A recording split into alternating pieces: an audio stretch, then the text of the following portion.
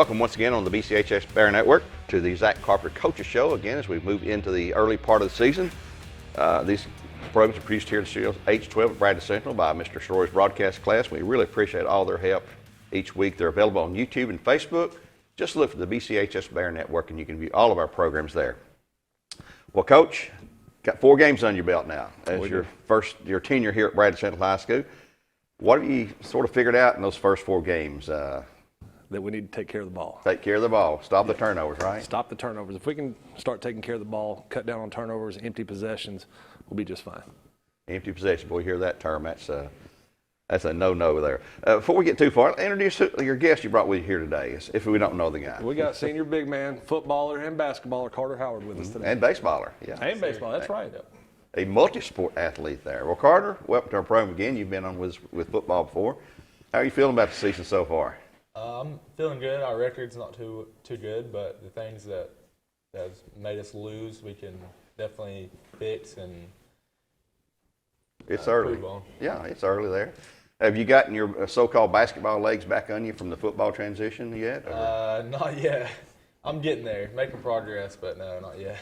Well, we've talked before with Chuck and everybody else before you, Zach, that typically the first part of the season you're still trying to figure things out, and it's till the Christmas break usually before you really are set when you come back from that, because you've usually played in some tournaments or away games and stuff that figure some things out there.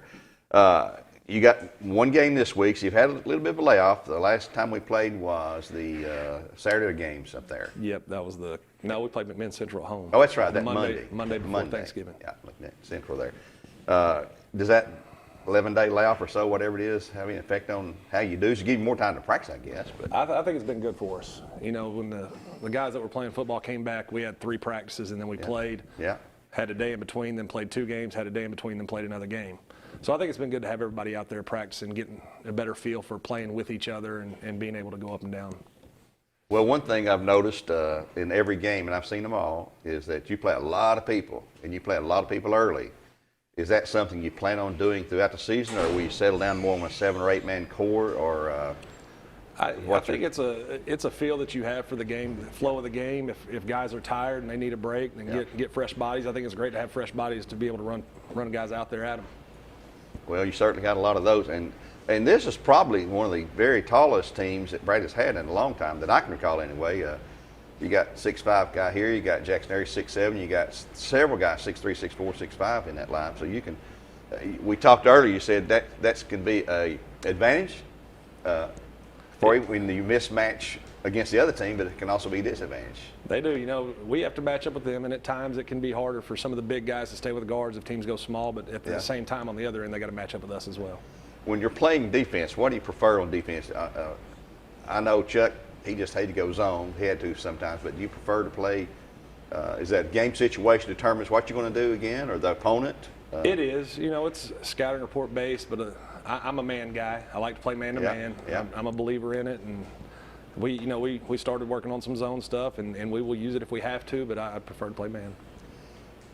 If you're looking at from after 4 games under your belt, our record's 1-3 right now. What areas do you see that you'd most like to see the improvement? I guess the turnovers you talked about early on. The turnovers. Yeah. You know, that's been. I was just putting some stats together for our staff, and I sent a text out. You know, our field goal defensive percentage is good enough. We're holding teams to under 40%. 3-point field goal percentage, we're holding teams down to about 29%, I think. Well, we're averaging 19.5 turnovers a game. That's been with that beat many good teams. So that's if we can cut that down, cut that in half, and get some positive production out of those possessions, I think we'll be just fine. I know you've had a chance, just like Cleveland's had a chance to look at us, and that's our next opponent Friday night. We'll talk about them. But have you been able to scout them and set up what you think will be successful for the Bears against Cleveland High School? We have. You know, we all 3 of us, me, Coach Allison, Coach Dills, we've all been game planning, talking, watching film, trying to put together the game plan to go out for Friday night.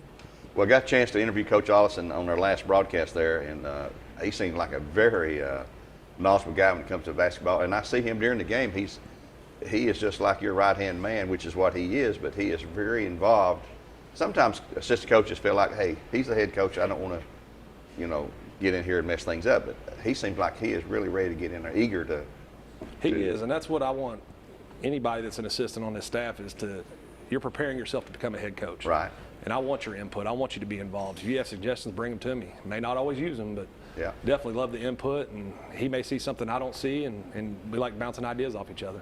Well, I've heard coaches say, if my coaching staff agrees with everything I say, then I don't need them.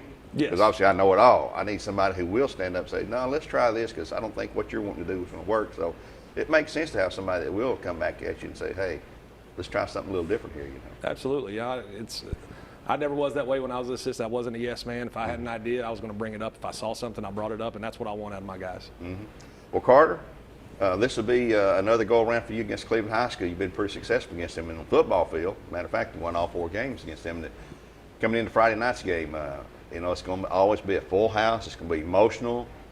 We got some big things going on with Terry Scott coming in, the first African-American. He's going to have join the Hall of Fame at Bradley, and then Ryan Howard will be here to have her number retired and all that. So it's going to be a lot of excitement, a lot of fans here.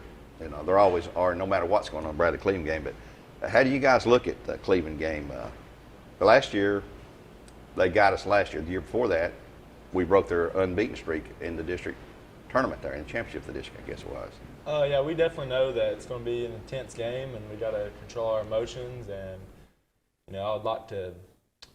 I've not always. They've kind of had our number in the past, and I know they've definitely beat me a lot more times than I beat them in basketball. So, it's a big game. What are you looking to do personally, individually, to improve your value to the team? What would you think? I wish I could do this more, or whatever. I think on the defensive end, I've got to be, more vocal, be a leader, and you can always improve on defense. So. Well, I've heard Coach Reuter, and I'm sure Zach too, communication when you're on the floor. Somebody's got to let you know what's going on. Obviously, a smile on your face. That's been talked about in practice too. Practice is the number one thing going into every game. Number one on the board, communication. Communication. Well, that's how you become successful there. That should be a lot of fun there, and it will be a very festive night with a lot of people and things going on there. But it's Cleveland. It's a district game, a district opener, which sort of is crazy to open the district against Cleveland. It is. But I guess that's just the luck of the draw. Is that how the schedule's set up? I'm going to be honest with you, I don't know. Yeah. That game was set up before I took the job. Oh, that's true. So I don't know how all the scheduling works. Yeah. I've heard that at the end of the year meeting, they always come together and you kind of get your dates, have your dates ready, and you agree to some dates with the other coaches. Who do we have coming up after the Cleveland game, which is this Friday, next week? I think a couple of road games. Is that right? I think we're at Howard on Tuesday and At Oodawall? Oodawall on the 10th. Tuesday and Friday, away games. So both are district games. Yes. And we've not played Howard in, 20, 25, maybe longer years. Yeah. It's been a while. So they're the size school now, and we've gone this 4A classification, which I don't know if it makes sense or not, but it is what it is. So it'll be a new team to look at, and obviously Howard has been a powerhouse program on the boys' side for many, many years, and I expect they're going to be strong again. It's going to be tough. We have to go down there. They're going to have a great environment down there, playing on the road. So, guys got to be ready to be strong with the ball, not turn it over. They're going to try to speed us up, play fast. So we have to play our way. Well, that's right. Make them play your way if you can do that there. Carter, obviously you play football, tight end, H-back, whatever. Basketball, you're just a big man in the middle, and you got a quick release. You get the ball. You do something that's really smart, I think. You're a big guy, 6'5". You got that ball and you keep it up. You bring it down here, those little runts can run, get a hold of that ball. Yes, That's the cardinal rule. You don't bring it down if you're the big guy. Get it, put it back up there. And Micah, your dad, he played basketball here for Coach Rowan. So that's been a few years back. And how tall is your dad? 6'6", I believe. 6'6", 6'7". That's obviously where you get your size from there. So you think communication and so forth there. What are your plans? You're a senior, so what are your plans after you graduate come May? Well, I'd like to go play college football, and if that don't work out, then I'd like to go to school and get a degree. All right, I always like to ask guys, where do you see yourself 10 or 15 years from now? When football's over with, basketball's over with, what would you like to be doing as a career if you have a choice? Not really sure yet, to tell you the truth, but I'd like to see myself in coaching football one day or something like that. Stay involved. Who knows? You may end up back here at Bradley Central. coaching the Bears. But, well, it's been good to have you on the show again today. And Zach, as always, we appreciate you coming for our weekly interview. Any other thoughts you want to put up at the Cleveland game come Friday night?